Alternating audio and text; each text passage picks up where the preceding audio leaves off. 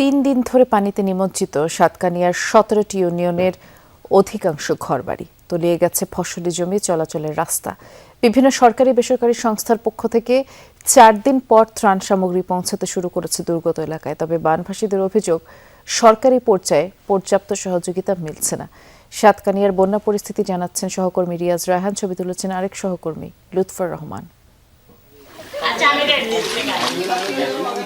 নলুয়ার 4 নম্বর ওয়ার্ডের হাজিপাড়ার বাসিন্দা রোজিনা খাতুন দেখাচ্ছিলেন কি পরিমাণ পানি উঠেছিল তার বসত ঘরে।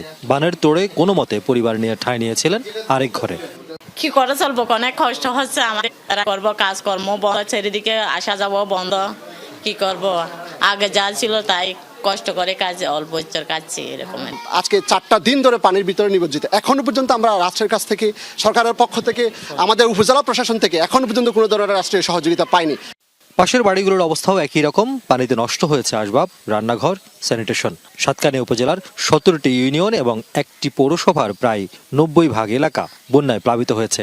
কেউচিয়া, বাজালিয়া, ধর্মপুর, নলুয়া, আমিলাস, ঢ্যামসা ও সাতকানিয়া পৌর এলাকা সবচেয়ে বেশি ক্ষতিগ্রস্ত হয়েছে। সহযোগিতা কি হয়, এটা পানি ঘর ডুবি, বেগুন বাড়িঘর বেগুন ডুবি অনেক যেন আমরা এখনো পর্যন্ত কারো সহযোগিতা পাই নাই। আমরা সব তলিয়ে গেছে, বর্তমানে অনেক বাড়ি তলিয়ে গেছে। আমরা এখনো পর্যন্ত কোনো সহযোগিতা বা আশ্বাস পাই না। আচ্ছা, এমনি তো এখানকার যারা পানিতে আটকে পড়ছে তারা কোথায় গেছে? হয়তো কারো পাশে বিল্ডিং আছে, 2 তলায় উঠে গেছে বা অন্য জায়গায় চলে গেছে।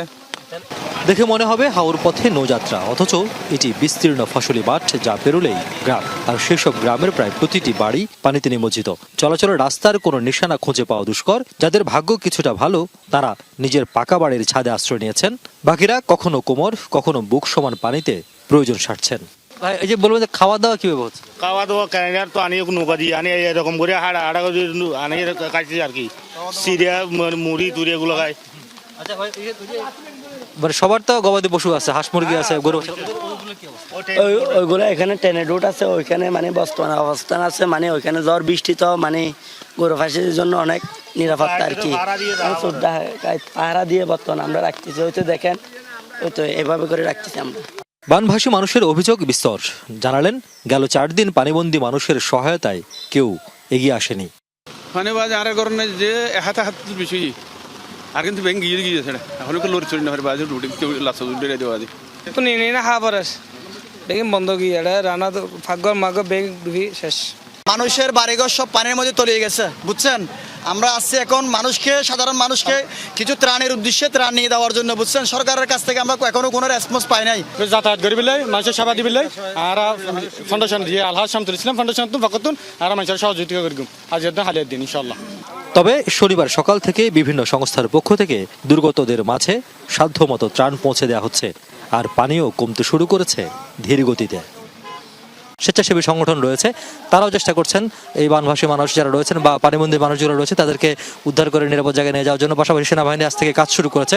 24 এবং 10 পদাতিক ডিভিশনের পক্ষ থেকে তারা বিভিন্ন জায়গায় যাচ্ছেন, যারা বানভাসী রয়েছেন বা গৃহবন্দী রয়েছেন বা কেউ কোনো ক্ষতিগ্রস্ত অবস্থায় রয়েছেন কিনা, বিপদাপন্ন অবস্থায় রয়েছেন কিনা, তাদেরকে উদ্ধার করে নিরাপদ স্থানে নিয়ে যাওয়ার জন্য এবং যতটুকু ত্রাণ সহযোগিতা করা দরকার স্বেচ্ছাসেবী সংগঠনের পাশাপাশি উপজেলা প্রশাসনের পক্ষ থেকে এবং সরকারি পর্যায়েও সেটি করার ব্যবস্থা করা হচ্ছে।